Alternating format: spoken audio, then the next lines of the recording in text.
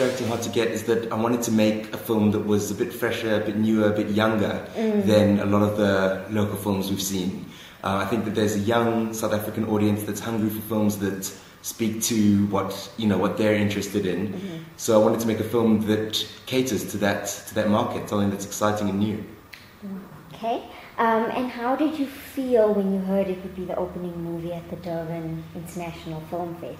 Oh, I was incredibly excited. It was a huge honor to open the Durban International Film Festival. It's such a mammoth festival and so important to Africa as a continent. So it was a great honor to be chosen as the opening night film. And what was the response? The response was phenomenal. We had laughs at all the right moments, gasps at all the right moments, applause at all the right moments. It was fantastic. That's great. What are some of the challenges that you faced as a first-time director for movies? I know you've done music videos and those exciting things, but movies are totally different ballgame.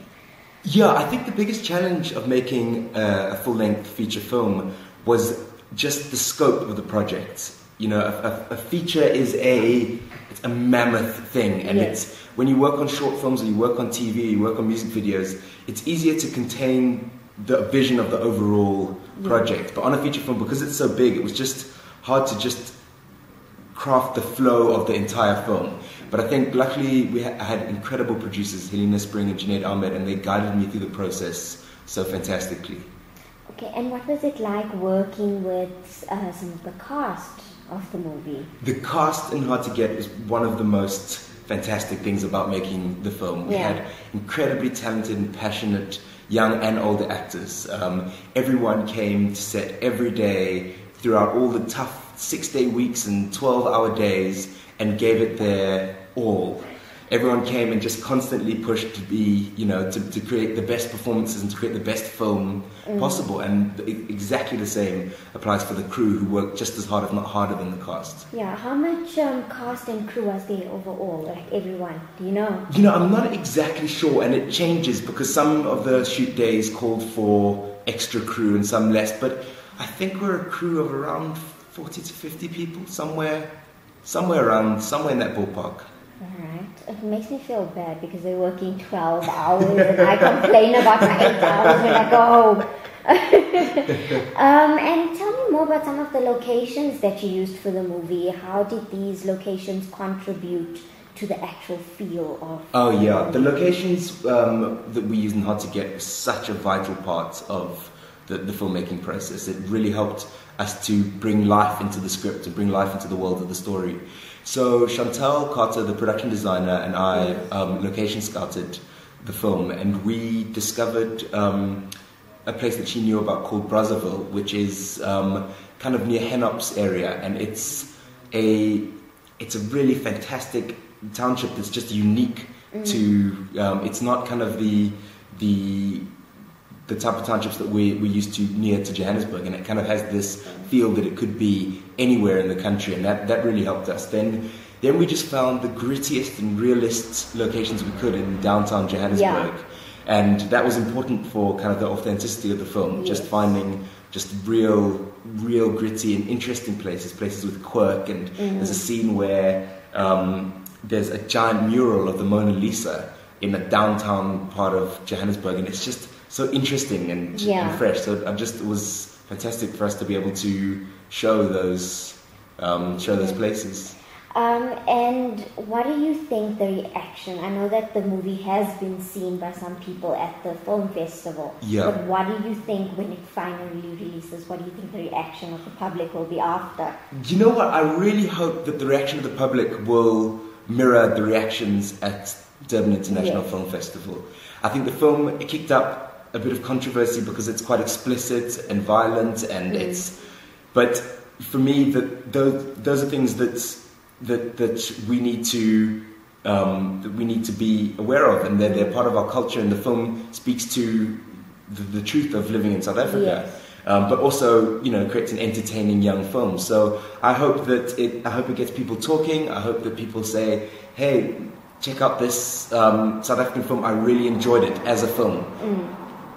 And what was your favorite part or scene in the movie? My favorite part or scene in the movie? I think there's there's a moment in the first act of the film where the two young lovers are blowing a huge amount of money in a Joburg nightclub, which we shot in Kong, and we're intercutting that with a darker moment where one of the characters' mentors is being attacked. And I think that our editor Nick Costaris had this idea of contrasting the two together, and I think it creates something really beautiful and magical. So I'd say that's probably my favourite part of the film. And what was the hardest scene to shoot? The hardest scene to shoot? There's actually there's a sex scene in the opening of the film, and there are a few sex scenes in the film. But there's a sex scene in the opening of the film where we shot with two very talented young actresses who are twins, and we all met.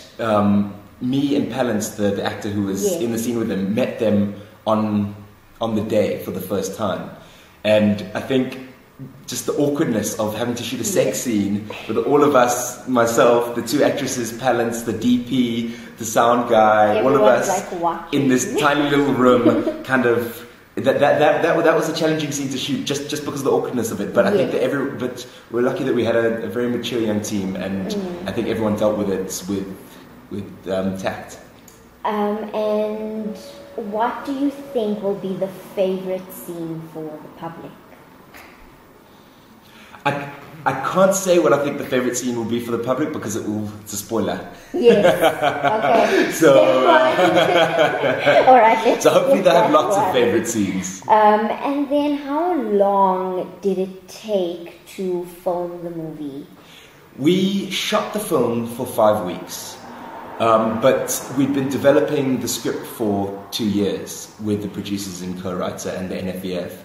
So we developed the script for a couple of years. We were doing locations and casting for a couple of weeks, and then we went into formal pre-production for 4 weeks, just kind of preparing for the shoot. Then we shot for 5 weeks, and then we had to finish the film in post-production in about 3 months, I think. And I know that budget is always a big issue when it comes to movies, but some low-budget movies are the best.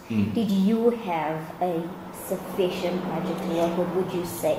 You know what, we had a very contained and small budget, but I don't feel like we had to make any significant compromises, mostly because the producers are just so experienced and so skilled and really made every rand count for 5.